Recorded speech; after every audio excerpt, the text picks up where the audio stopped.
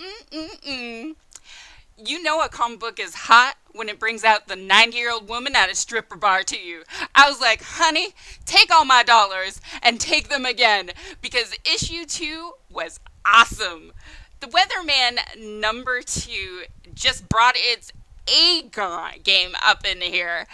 I don't know what Judy LaHelp and Nathan Fox are doing it, but if they're doing drugs, they gotta continue because this storyline is amazing and it's creative and it's something that I've been wanting for a long time and didn't even know I needed it. And that's the thing about a great comic book. It seduces you. A great comic book lures you into the storyline. It brings you on an adventure. And next thing you know, you're salivating at the sidelines going, oh baby, I don't know whether I can take this. This is way too good. This is how I felt while reading The Weatherman 2.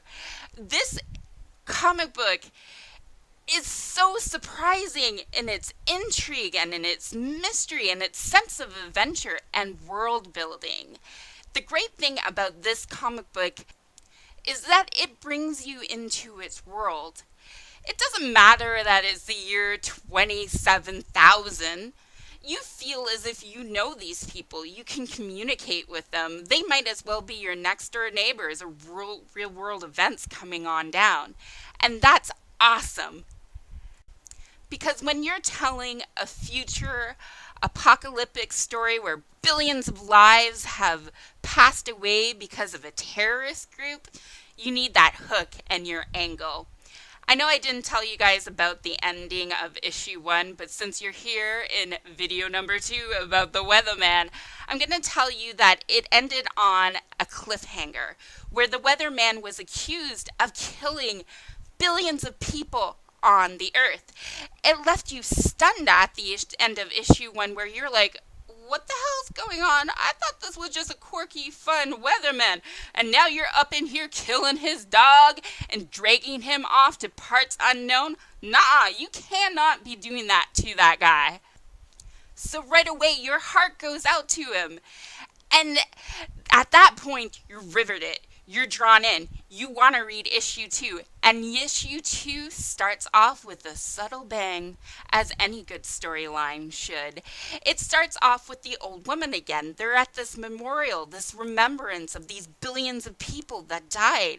And she's there with her flowers, with the cute little red head that, spoiler, is shown as the girlfriend of the weatherman in the previous issues. And the crowd, oh my gosh, I don't do English. The crowd is all riled up. They want justice for their family members that died on Earth due to this Sword of God terrorist group. And they're like raving mad and they're trampling each other, and you get this one dramatic scene where this woman is just thrown to the ground and people are trampling her, and I thought that was riveting, especially what Nathan Fox does with the camera angles or the panel angles. It's really awesome. The scenes feel real and vibrant, which I really loved. Right from that beginning, and those drawings and the camera angles or panel angles in this perspective, you are drawn into the story. And then you're brought back to the weatherman. And I'm telling you, the people that captured him, well, they go straight up gangster on his butt. Or should I say mobster? I don't even think gangsters would be this cruel. They drag out his dead dog's carcass and drape it over his shoulders and interrogate him. I mean, how stone cold can you be after that?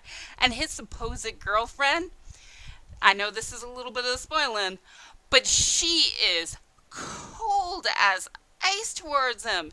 That adorable little couple exchange you had with him bantering with her in the beginning in issue 1, you thought, Oh, they're so sweet. I love the weatherman.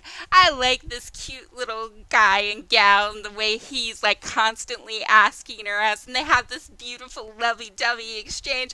Ah, I want them to get married and have children and all that good jazz. All that gone. Okay? She's just straight up cold towards him, beating him, and oh, the twists and turns. If you don't want a spoiler for the next bit, then you should probably tune out and just go buy the issue. You are not going to regret it. The Weatherman #2 is amazing. But it turns out that he supposedly is some sort of terrorist.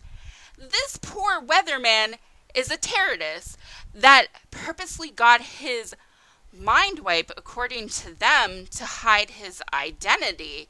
So some neurosurgeon or some magical wizard woman with technology went and reconstructed his face and his memories and turned him into a complete different person. Because it turns out that our boy, the weatherman, used to be a terrorist by the name of Ian Black. And he was leader of this sort of god terrorist that went and practically wiped out the planet Earth and billions of people because they're terrorists and they be messed up. But then that brings into the question, should the weatherman be held responsible for this? He doesn't remember who he used to be, but they're stressing in the fact that he shares the same DNA. And right now, when you set up that storyline, you also set up the fact that there's a rogue sort of army coming up after him as well, and he's held in captivity of these military police people, which is what his girlfriend is supposedly a member of. They're all looking for him and they're all searching for him. I'm not going to tell you how this ends because I don't want to spoil it for you, but trust me when I say it was amazing. This comic book got me so hyped by the end of it. I could hardly contain myself, and I cannot wait until the next issue. If you haven't picked up the Weatherman #1, then you need to go out there and buy it, because this is a gem, and it's amazing. Judy LeHupp and Nathan Fox, they're doing a really awesome job. It's not traditional superhero genre, but it does have those elements. It even has that Archie Comics sort of throwback feel to the art style. And the lettering, as I mentioned before, has that Garfield. So it has that sort of love of comics feel with it. This is an awesome comic book. So thank you guys for listening to my review. This is Sue from the Edge of Comics. As usual, y'all are rock sauce, and I don't even need to tell you that. Have a great day. Bye-bye.